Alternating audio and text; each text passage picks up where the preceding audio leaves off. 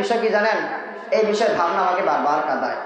একজন মা পারে 5 জন সন্তানকে সুন্দরভাবে মানুষ করতে, কিন্তু 5 জন সন্তান মার ভালোভাবে খেয়াল রাখতে পারে না। জাহান্নাম চিল্লাইতে থাকবে, জাহান্নাম বলতে থাকবে হাল মিন মাজির, হাল মিন মাজির।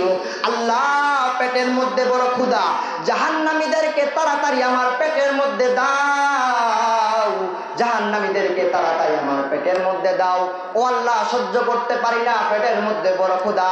ওইদিকে নবী করিম সাল্লাল্লাহু আলাইহি ওয়াসাল্লাম সিজদায় পড়ে কান্না করবেন, আল্লাহ, আমার একটা উম্মত যেন জাহান্নামে না যায়, আমার একটা উম্মত যদি জাহান্নামে যায় আমি নবী জান্নাতে যাব না।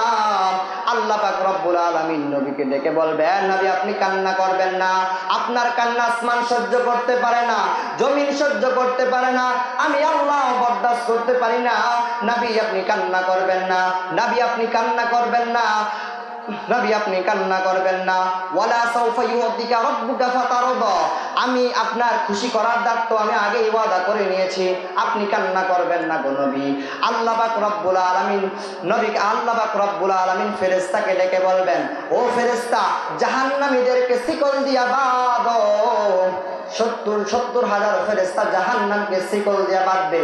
ফেরেশতা এসে আল্লাহ পাক রব্বুল আলামিনকে জিজ্ঞাসা করে, আল্লাহ, জাহান্নামকে ধরে রাখতে পারতেছি না, জাহান্নামকে ধরে রাখতে পারতেছি না। আল্লাহ পাক রব্বুল আলামিন হাতের মধ্যে এক চুল পানি দিয়ে দিবে, জাহান্নামের উপর ছিটাইয়া দাও। জাহান্নামের উপর ছিটাইয়া দেওয়ার সাথে সাথে জাহান্নাম পিছনের দিকে পালায়।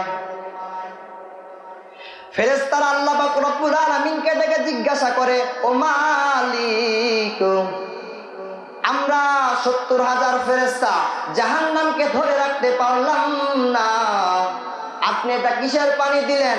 এটা কি হাউজে কাউসারের পানি, নাকি ঝমঝমের পানি, নাকি আবে হায়াতের পানি?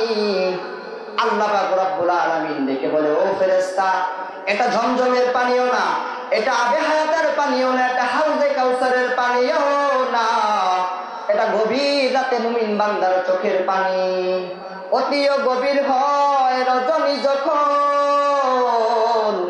নীরবেতে প্রভুর নাম জপিও তখন। প্রভুর করুণা যদি পাহিবারে চাও, গভীর রাতে উঠে প্রভুর গুণগান গাও, গভীর রাতে উঠে প্রভুর গুণগান গাও।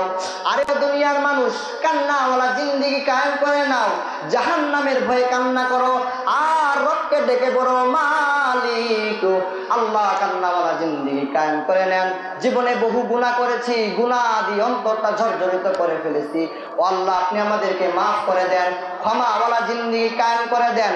ও দুনিয়ার মানুষ, সাহাবায়ে কেরাম, আউলিয়ায়ে কেরাম, আম্বিয়ায়ে কেরামের দিকে তাকিয়ে দেখেন, এশরাক বন্ধ নাই, আওয়াবিন বন্ধ নাই, চাষ বন্ধ নাই, জিহাদের ময়দানেও পিছনে নয়, তারপরও দেখবেন তাদের সারাটা জীবন শুধু কান্নার আওয়াজ। আমাদের এশরাক নাই, আওয়াবিন নাই, চাষ নাই, জিহাদের ময়দানেও নাই। চোখের পানি দরকার অনেক গুণ বেশি, চোখের পানি তো আসেই না, চেষ্টাও করি না। যারা কাঁদে তাদেরকেও দেখতে পারি না, তাদেরকেও দেখতে পারি না, কান্নাওয়ালা জিন্দেগি কায়েম করে নি। আল্লাহ পাক রব্বুল আলামিন যে কথাটুকু বললাম, আল্লাহ পাক রব্বুল আলামিন সর্বপ্রথম আমাকে, তারপর আমাদের সবাইকে আমল করার তৌফিক দান করুন। আর দুইটা কথা বলে কথা শেষ করে দিব। কথাটা হলো, আমরা এই পৃথিবীতে চিরকাল থাকবো না। জান্নাতে যাওয়ার জন্য বেশ কিছু আমল লাগে না, যে অনেক বড় কিছু আমল লাগে না, সামান্য আমল লাগে। ইখলাসের সহিত যদি করি, ওই সামান্য আমলে আমাদের জন্য যথেষ্ট। মা বাবার খেদমত করবো। একটা বিষয় কি জানেন? এই বিষয়ে ভাবনা আমাকে বারবার কাঁদায়। একজন মা পারে 5 জন সন্তানকে সুন্দরভাবে মানুষ করতে, কিন্তু 5 জন সন্তান মার ভালোভাবে খেয়াল রাখতে পারে না। আমি নিশ্চয়ই বহু দেখেছি, মিলিয়ে দেখবেন, সন্তান থাকে বিল্ডিং করে, কিন্তু মা সামান্য একটা ছিন্ন ছিন্ন করে থাকে। এই বিষয়গুলো খেয়াল করার চেষ্টা করবেন। আল্লাহ পাক রব্বুল আলামিন উক্ত বিষয়ের উপর সর্বপ্রথম আমাকে এবং আমাদের সবাইকে আমল করার তৌফিক দান করুন। যদি আলোচনার মধ্যে কোনো ভুল হয়ে থাকে ক্ষমার দৃষ্টিতে দেখবেন। এই বলে আমার আলোচনা শেষ করতেছি। ওমা আলাইনা ইল্লাল বালাগ। আসসালামু আলাইকুম ওয়া রাহমাতুল্লাহি ওয়া বারাকাতুহু।